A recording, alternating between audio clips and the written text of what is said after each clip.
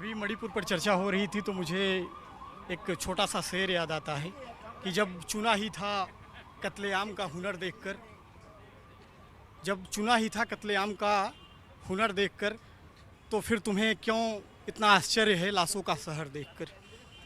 अब लोगों में आप भी बात कर रहे थे तो मैं लोगों की मानसिकता देख रहा था कि जो धर्म, एक कहा गया है कि धर्म अफीम होती है, तो धर्म की अफीम जो लोगों ने इतना बुरे तरीके से चाट लिया है, देश के जो बुनियादी मुद्दे हैं वो गौड़ हो गए हैं। धर्म प्रथम हो गया है, जो कि धर्म इत धार्यते, जो धारण करने लायक है वही धर्म है।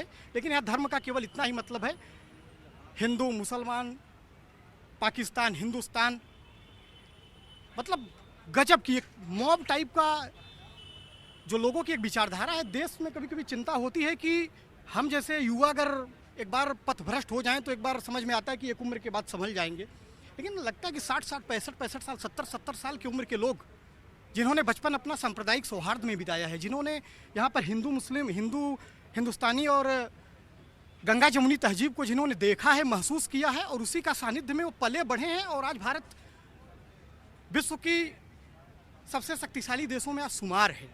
लेकिन जरा कल्पना कीजिए सर कि अगर हिंदुस्तान जब आज़ाद हुआ, नेहरू जितने सांप्रदायिक होते, हिंदू मुस्लिम, हिंदुस्तान पाकिस्तान, गाय गोबर। अरे उतना पीछे हम नहीं जाते हैं, लेकिन आपसे एक बात कहते हैं, आप क्या करते हैं? मैं सर पत्रकार था, लेकिन अब पत्रकारिता रही नहीं तो हमने भी पत्रकारिता छोड़ दिया। अच्छा ठीक, मैं आपसे एक बात कहता हूँ, जो आपने कहा कि धर्म अफीम का नशा है, ये जो है कोट, ये जो वाक्य है वो मार्क्स का लिखा हुआ है, कार्ल मार्क्स।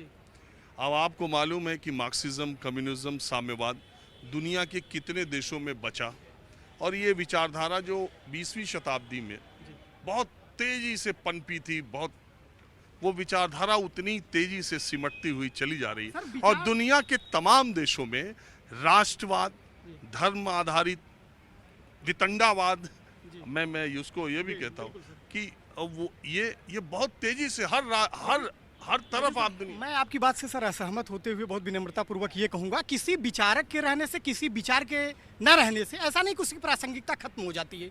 आपको मैं दो चीज़ देख बताता हूँ। ये दुनिया के दो नक्शा लीजिए, एक नक्शे पर चिन्ह लगाइए कि जहाँ पर सबसे ज़्यादा भुखमरी है, बेरोजगारी है, अपराध है, महिलाओं पर अपराध है, भ्रष्टाचार है, धर्म के नाम पर सबसे ज़्यादा विसंगतियाँ हैं, और दूसरा नक्शा लीजिए जहाँ पर धर्म आधारित शासन सत्ता है। आपको दोनों चीज़ें एक जगह मिलेंगी। जहाँ पर धर्म आधारित शासन है वहाँ पर सबसे ज़्यादा समाज की कुरीतियाँ हैं, विसंगतियाँ हैं, अमानवीय कृत्यों की वहाँ भरमार है, क्योंकि वहाँ पर जो जस्टिफाई करने वाले लोग हैं वो धर्म का झंडा लेकर, जैसे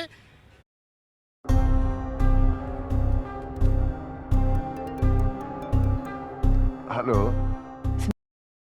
सरकारी कार्यालयों में छिपकली मक्खी खाकर गांधी के फोटो के पीछे छिप जाती है, ठीक उसी तरीके से ये जो धर्म के तथाकथित झंडा बरदार हैं, जिन्हें धर्म का ध नहीं पता है, जिन्हें संस्कृति का स नहीं पता है, जिन्हें परंपराओं का प नहीं पता है, लेकिन वो संस्कृति, धर्म और परंपरा के सबसे बड़े झंडा बरदार होते हैं। चलिए ठीक है, आपकी ये बात बहुत हद तक इसलिए भी मैं मानता हूँ कि धर्म, कोई भी धर्म जब कट्टरता को के करीब पहुँचता है, जब किसी को भी किसी भी धर्म में कट्टरवाद हावी हो जाए और दूसरे धर्म के प्रति नफरत की भावना पैदा हो जाए, तो फिर उस समाज में अच्छा कुछ नहीं हो सकता। एक मिनट, अभी सनातन की बात होती है, सनातन की बात होती है। अरे आज बात हम कर रहे हैं मणिपुर की, आज हम बात कर रहे हैं महिलाओं के अत्याचार की। तो सर महिलाओं के अत्याचार में देख लीजिए सर, प्रधानमंत्री को इतने दिन बाद मिला है केवल 36 सेकंड मणिपुर पर बोलने के लिए। वो प्रधानमंत्री जो कहते हैं कि हमारे घर की महिलाएं बेटियां हैं, वो पहलवानों के उत्पीड़न पर चुप रहते हैं। वो प्रधानमंत्री, आप बताइए, राजस्थान से जोड़ते हैं, बंगाल से जोड़ते हैं। रुक जाइए, आपका भाषण हो गया, आप कुछ बताएंगे इनकी बात।